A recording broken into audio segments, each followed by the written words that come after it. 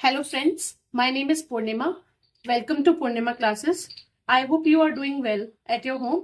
So today we are start class 10 chapter 1. Topic is the rise of nationalism in Europe. So first we can see the introduction of the chapter. You can read in previous class 9th about French Revolution. Monarchy को देखने को मिली थी हमें. फिर हमने constitutional monarchy को देखा था through the common people and then हम जब लोग अवेयर हो गए थे तो हमने उनके रिपब्लिक आइडियाज को देखा था. तब जाके क्या हुआ, फ्रांस जो था वो आजाद हुआ. और फ्रेंच रिवॉल्यूशन के थ्रू हमें क्या देखने को मिला, सेंस ऑफ कलेक्टिवनेस की जो आइडेंटिटी है कॉमन पीपल को लेकर वो देखने को मिली.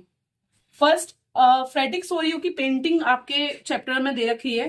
फ्रेडरिक सोरियो की जो पेंटिंग थी उसका मेन मोटिव क्या था, जो रिपब्लिक आइडियाज हैं, जो लोग लॉन्ग ट्रेल में खड़े हुए हैं फ्लैग्स लेके, कॉस्ट्यूम्स पहन के, अपने ट्रेडिशंस को दर्शाते हुए, वो ये था कि जो स्टैचू ऑफ लिबर्टी है वो उनको एनलाइटन कर रहा है. वो इस चीज के लिए उनको एनकरेज कर रहा है कि आपको राइट्स के बारे में पता होना चाहिए, आपको अपने फ्रीडम के बारे में पता होना चाहिए. आप जिस देश में रह रहे हैं आपको फ्रीडम का राइट है, आपको इक्वलिटी का राइट है और आपके लिए कानून क्या है, बराबर है. तो फ्रेडरिक सोरियो की पेंटिंग का सेम मोटिव यही था. एंड जो ड्यूटीज है उनको बताना था, लोगों की जो ड्यूटीज थी उनको बताना था और लोग कैसे अपने राइट्स को पा सकते हैं ये सब बताना था. और जितने भी गॉड्स एंड डाइटीज उसमें दे रखे हैं वो क्या कर रहे हैं, उनको ब्लेस कर रहे हैं.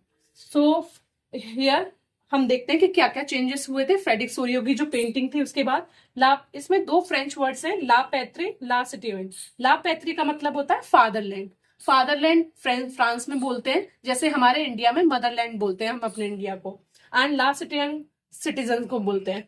तो इन दोनों वर्ड से, बोथ वर्ड से क्या मीनिंग निकल कर आता है, यूनाइटेड कम्युनिटी जो है वो क्या कर रही है, इंजॉय कर रही है इक्वल राइट्स को. और अब न्यू ट्राई कलर को फ्लैग बना दिया गया है, जो मेन फ्लैग है वो बना दिया गया है. रीजनल लैंग्वेजेस जो इतनी भी अलग अलग रीजन्स में बोली जाती थी उनको डिसकंटिन्यू किया गया है. Instead of that there is one regional language, यानी कि एक रीजनल लैंग्वेज को प्रमोट किया गया है, that is called French.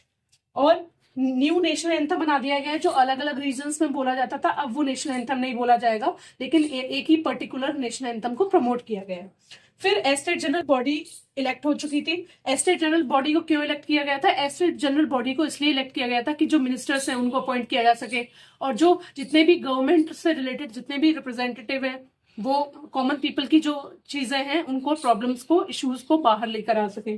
Central administrative system लाया गया था. Measuring and waiting standard system लाया गया था. एक पर्टिकुलर यूनिट बना दी थी कि इतने फिक्स प्राइस है, 1L = 57 सेंटीमीटर, जैसे आपकी बुक में दे रखा है.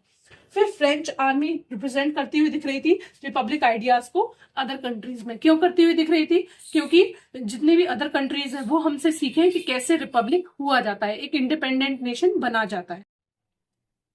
Now we come to second part of the chapter, that the entry of the Napoleon Bonaparte. आपने थोड़ा सा टॉपिक इसके बारे में आपने 9th क्लास में पढ़ा था, लेकिन अब 10th क्लास में इसके बारे में थोड़ा डिटेलिंग है. 1799 में आपको देखने को मिलेगा एंट्री होती है किसकी, नेपोलियन बोनापार्ट की. अब जो नेपोलियन होता है वो डेमोक्रेसी को पसंद नहीं करता, he dislikes the democracy, so he wanted to monarchy. ये मोनार्की को सपोर्ट भी करता है और ये चाहता भी है कि मोनार्की आ जाए फ्रांस के अंदर.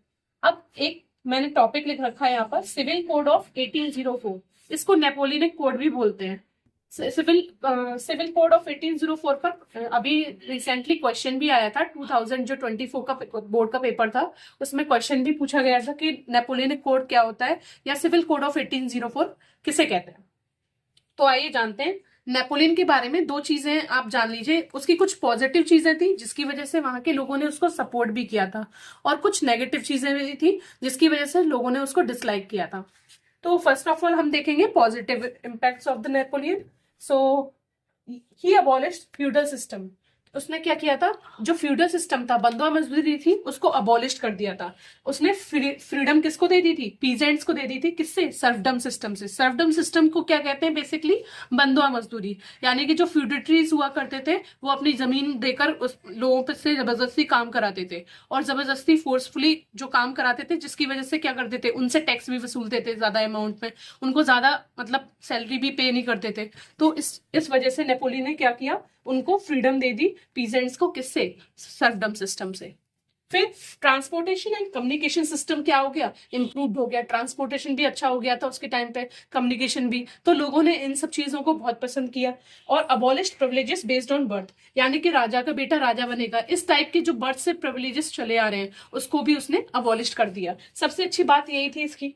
And equality before the law, और उसने ये भी कहा कि कानून के सामने सभी क्या है, बराबर है, इक्वल है, कोई कॉमन पीपल नहीं है, कोई रिच पीपल नहीं है, कोई एलिट क्लास नहीं है। ये सब उसने किया तो लोगों को अच्छा लगा, और लोगों ने फिर नेपोलियन को सपोर्ट भी किया और उसको कहा कि ठीक है अब ये गद्दी के लिए काबिल है। तो अब नेपोलियन क्या है, नेपोलियन मोनार्क में के एज अ किंग कंसीडर कर लेगा कंट्री को, लेकिन अब ये क्या करेगा, अब ये अपनी डिक्टेटरशिप लाने की कोशिश करेगा। तो नेगेटिव थिंग क्या थी, और एक और चीज, प्रॉपर मेजरिंग सिस्टम और लेके आया था ये, ताकि फिक्स प्राइस कर दिए जाए, कोई भी किसी के साथ चीटिंग ना करने की कोशिश करे और कोई भी किसी को लूटने की कोशिश ना करे, इसलिए वो प्रॉपर मेजरिंग यूनिट लेके आया था, उसने इंट्रोड्यूस किया था। नेगेटिव थिंग क्या थी, उसने सेंसरशिप को इंट्रोड्यूस कर दिया था, यानी कि तानाशाही एक तरह की लेके आ गया था। और उसने ये भी कहा था कि no right to vote, no right to vote to women, यानी कि वुमेन्स को कोई भी राइट नहीं मिलेंगे। और no right of women in property, और प्रॉपर्टी में भी वुमेन्स को कोई राइट नहीं मिलेगा। और फोर्सफुल रिक्रूटमेंट किया उसने आर्मी के अंदर, मतलब चाहे वो किसी भी क्लास से बिलोंग करता हो, लेकिन वो उसको आर्मी में पार्टिसिपेट करना ही होगा। Thank you.